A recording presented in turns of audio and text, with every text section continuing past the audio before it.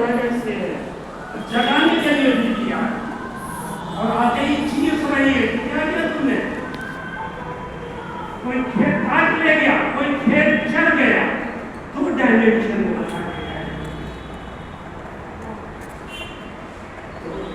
आने वाला युग बड़ा तब है कि अगर वो सिर्फ ये कह देता नील गाय है तो न जाने क्या होगा। दो डायमेंशन है, कौन चढ़ गया और काट गया, एक एक लफ्ज पे दोनों में इंसानी फितरत। प्रेमचंद ने इंसान को उठाया, असली कैरेक्टर को उठाया। अगर उसने नवाब को, शहजादे को, अमीरजादे, राजा को, महाराजा को बनाया, उठाया, उसका कैरेक्टर बनाया था तो खत्म हो गया। उसने तो एक आम इंसान, उसकी फितरत, उसकी जिबल्लत, उसकी साइकोलॉजी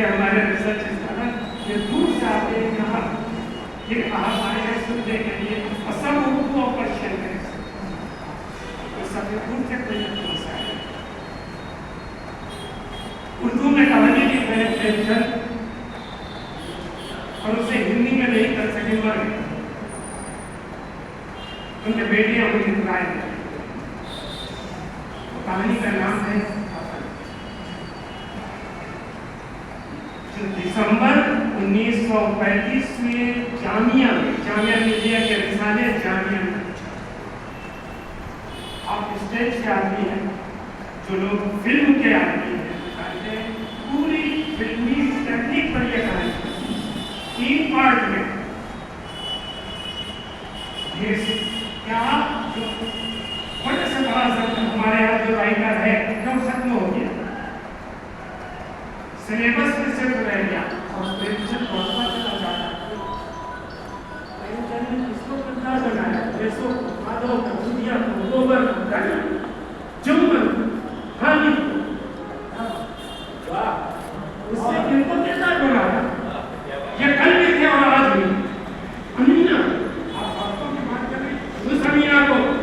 जिसकी आंख से दिखता नहीं है,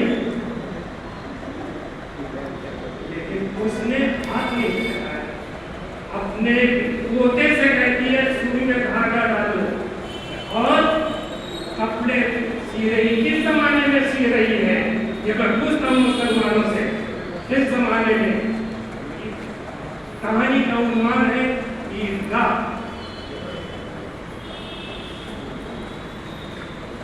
मुसलमानों पढ़ लो, बस यही कह दो कि उर्दू प्रेमचंद नहीं आते। जिस वक्त प्रेमचंद ने की किताबें तैयार की कानपुर और इलाहाबाद, तो जानते हैं दोनों, और उस पर बहुत बड़े राइटर, उर्दू का बहुत बड़ा राइटर और बहुत बड़ा जर्नलिस्ट, बहुत बड़ा साथी न्यासपति पूरी ने लखनऊ में अपने रिसाले लिखा। किसान आपको निजाम की किताबें यार आपकी तो बहुत अच्छी उर्दू नहीं है, तो उसकी हिमायत में उर्दू वाले भी खड़े हुए कि हाँ तो रुमानी शायर वो ये नहीं कहता चलो दिलदार चलो चांद के पार चलो, वो तो कहेगा चलो दिलदार चलो जरा उसर बंजर में चलो, खेत में चलो, ज्ञान में चलो। बड़ा जबरदस्त जवाब उर्दू। तभी उसके ऊपर ये कहा हमारे आगामी करके कफन के ऊपर उसने कुछ नहीं किया। यह बात जो एक्सट्रीम कॉल किया आज तो फिल्मी दुनिया में बात हो चुकी है इस एतबार से कि इलेक्शन उसको नहीं देखता और आर्ट की फिल्में अब नहीं बनती, कमर्शियल फिल्में बनती है। तो हमारे नागरिक आर्ट फिल्में जब आर्ट फिल्में से और उसने कमर्शियल फिल्म को भी लात मार दी, 11 महीने में वापस चला प्रेमचंद, और आने के बाद 11 महीने के बाद और यहाँ से जाने से पहले बहुत उर्दू की बात होती है, एक दो चीज हो अगर 2 मिनट उर्दू वाले की बात सुना दे, उर्दू वालों की बात सुनाने के बच्चे का यहाँ से खत्म हो गया। एक नाम है उर्दू वाले बड़ी इज्जत से नाम लेते हैं और हम खास तौर से अली एरिया देते हैं, नाम रशीद अहमद सिद्दीकी,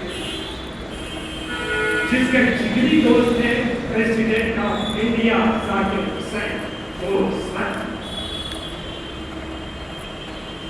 जिससे मिलने प्रेमचंद गए और प्रेमचंद से मिलने के लिए रशीद अहमद सिद्दीकी गए। ये भी है तो लिखिए आप और स्टडी करिए। प्रेमचंद गए, अलीगढ़ गए और अलीगढ़ में जब उन्होंने ये लिखा है आप इसका जिक्र महादेवी के इंटरव्यू में भी सुन दीजिएगा और कहाँ ठहरे ये भी हम आपको बता दें, पत्री में भी सुन दीजिए।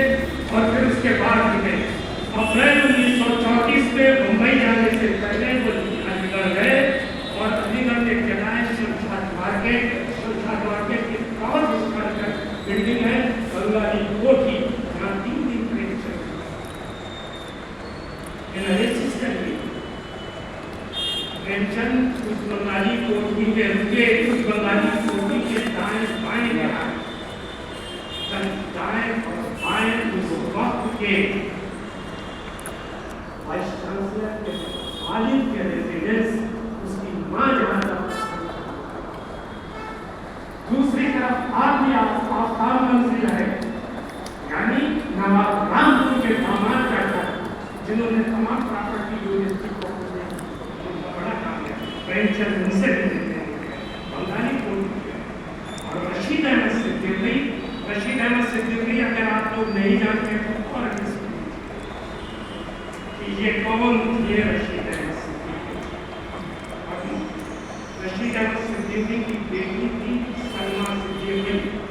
सलमा सिद्दीकी, जिनके घर में किराएदार था साहिब लुधियानवी, जिसने जिंदगी भर किराया नहीं दिया। सलमा अपने जिंदगी भर उससे किराया नहीं दिया जब तक उसके महल परछाई नहीं बनी। उनके पति देव है कृष्ण चंद्र, आपको संबंध कर दिए जाएंगे हिंदू मुसलमान। यह है रशीद अहमद ये रशीद अहमद सिद्दीकी जो प्रेमचंद के ये लिख रहे हैं, और सबसे पहले उन्होंने पीएचडी कराई सबसे लायक शागिर्द को, जिसने उर्दू में खूब मचाई, उसका नाम है कमर वरीस। 100 साल होने वाले हैं कमर वरीस। उर्दू में उससे ज्यादा काम नहीं किया, 12 साल तक वो सोवियत मर भी गया। ये शागिर्द है। अब ये सुनिए, ये मैंने उनका बैकग्राउंड बता दिया। वो लिखते हैं इन्वर्टेड कॉमर्स में, उर्दू लिखने वालों में, अब आप देखिए उर्दू का उससे बड़ा खास और व्यंग्य का, इंशाइयत का, आर्टिकल का उर्दू में कोई बड़ा राइटर नहीं है। कर्ज और मिजाज जो लिखता है, खास करके जो लिखता है, तो वो लिखते हैं कि उर्दू लिखने वालों में प्रेमचंद पहले शख्स हैं जिन्होंने हुस्न और इश्क को महल सराओं और मुशायरों से निकालकर गांव की चौपाल और छप्परों तक पहुंचाया।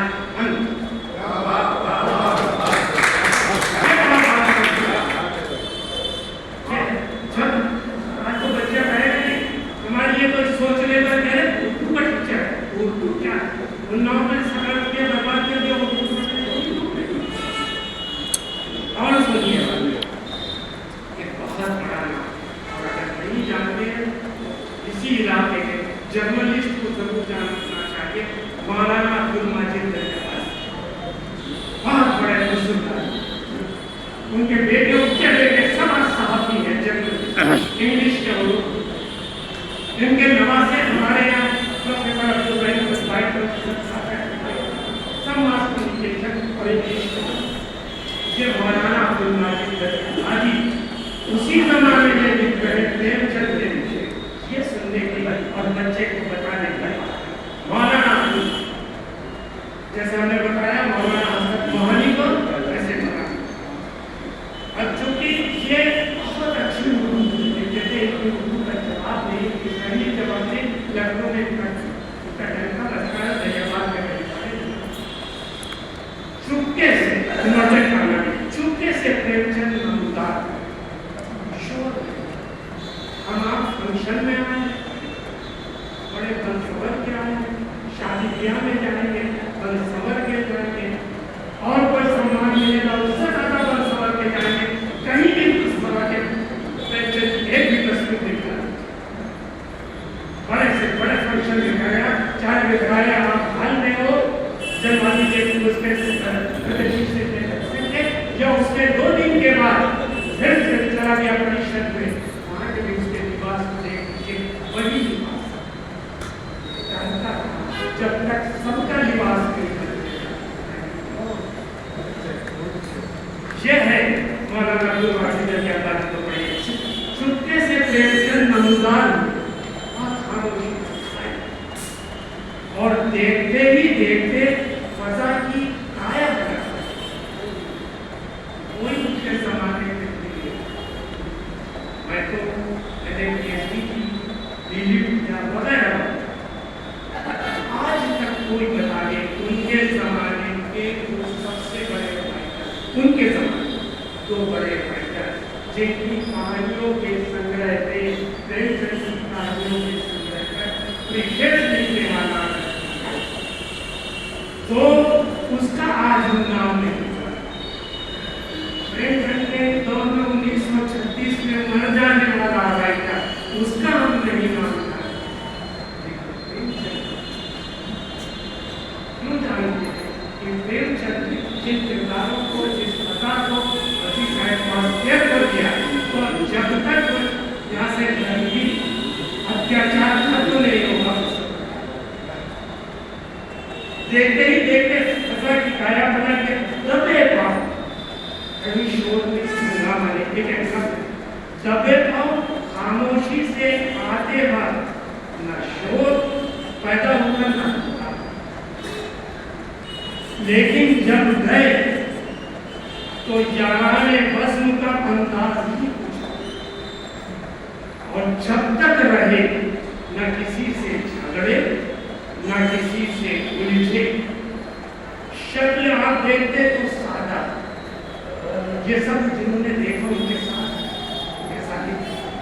शक्ल आप देखते तो सादा, बातचीत करते तो सादा कर पाते, उससे भी सादा। लेकिन जब गए तो एक जदीद उस्लूब की बुनियाद, उस्लूब मीन्स स्टाइल, उस्लूब की बुनियाद डालते एक मुस्तकिल स्कूल छोड़कर गए। ये मौलानाओं को मैं बात कर रहा हूँ। और आज रेफरेंस हमने आपको दे दिया, और ये बाद में जमाना के ट्रेंड नंबर 1937 में 22 पेज पर ये कंप्लीट हो गया।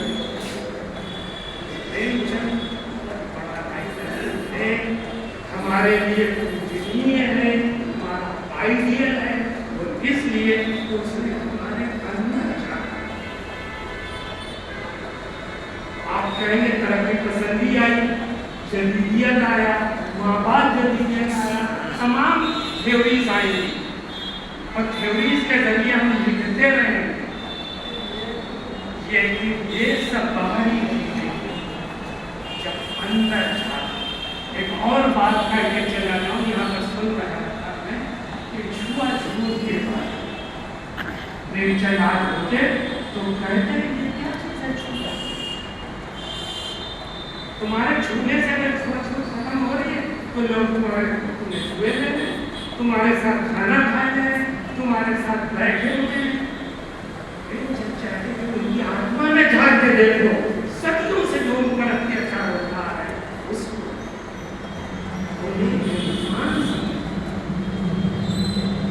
बहुत अच्छी आपने कहा था कि ना माता जी हर दुआ के सारे, लेकिन जिस वक्त मेरी किताब मैंने आपको मिडल में मेरी किताबें के ऊपर उर्दू में 3 एडिशन पाकिस्तान में छपे, और हमसे कहा गया कि आप बताइए इसके ताल्लुक से। हमने कहा कि जब मेरा उस पीड़ा को आप महसूस करें, जिस पीड़ा को प्रेमचंद ने महसूस करके ये बात की, वो ब्राह्मणों के अगेंस्ट नहीं, वो क्षत्रियों के अगेंस्ट नहीं है, तो किसी के अगेंस्ट नहीं, वो अगेंस्ट उसके ऊपर है जो हमारी सोच है, जो हमारा बिहेवियर है, जो हमारा बर्ताव है। क्या हम घोड़े पर नहीं चल रहे, अंदर जो शैतान है उस शैतान को मार देने वाले का नाम है प्रेमचंद। और जब तक शैतान